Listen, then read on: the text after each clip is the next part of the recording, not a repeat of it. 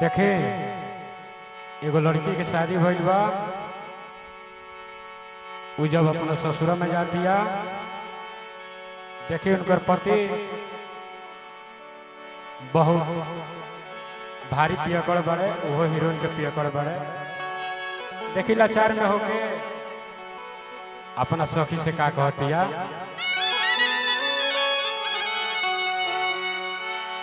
तड़पे हिया हमार, तड़पे जिया हमार, हरत हिया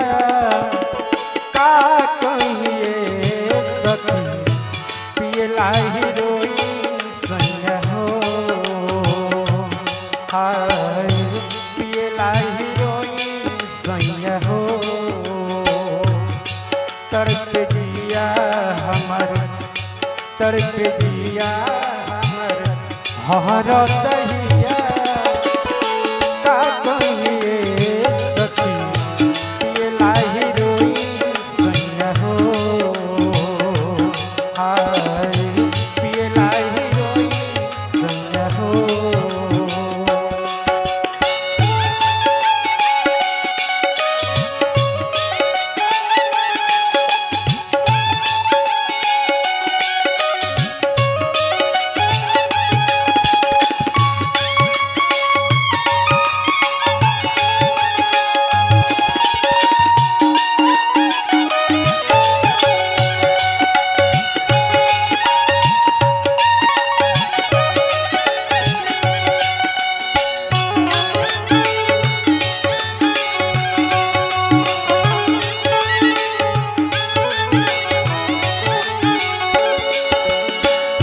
और बा लड़किया कहतिया,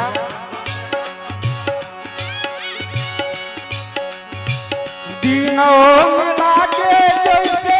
भइल बा अन्हरिया,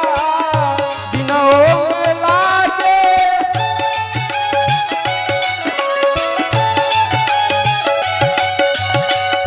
दिनों में लागे जैसे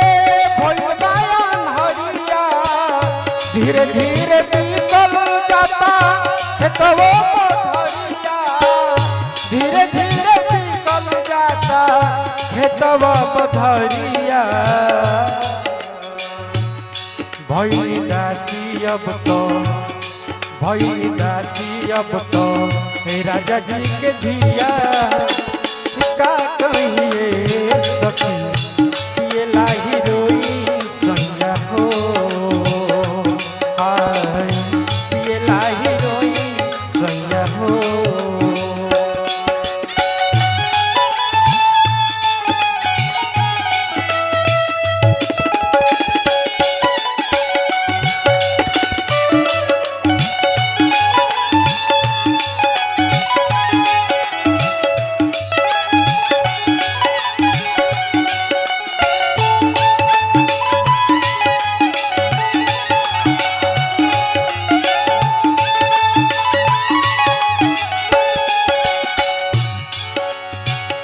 चलला पका पे नइखे कहिया में खूब हो, चलला पका पे,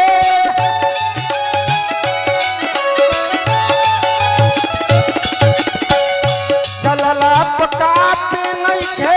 कहिया में खूब हो, तीनों बेरा नियम तोके पियो त खूब हो, दोनों बेरा खाइल छोड़ के खूब हो, पहिले रहे अब तो, पहिले रहे अब तो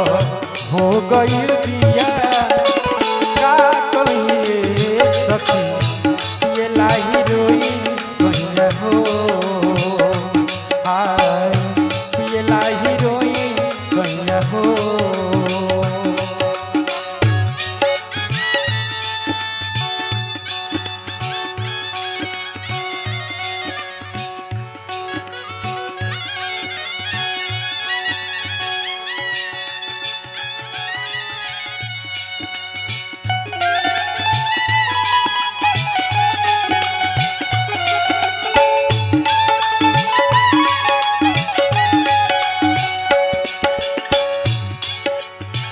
और का बा सबके कहे अब तो जाई जान से सबके कहे